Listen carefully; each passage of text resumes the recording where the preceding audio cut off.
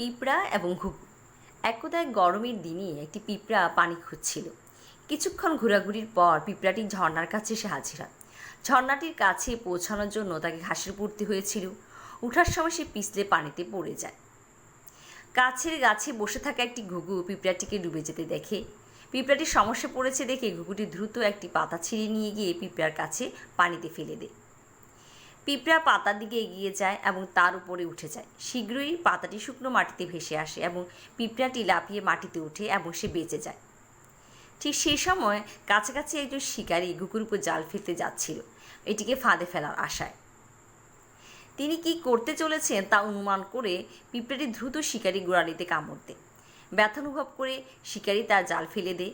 ঘুঘুটি দ্রুত নিরাপদে উড়ে চলে যায়। একটি ভালো কর্ম আরেকটি ভালো কর্মের জন্ম দেয়।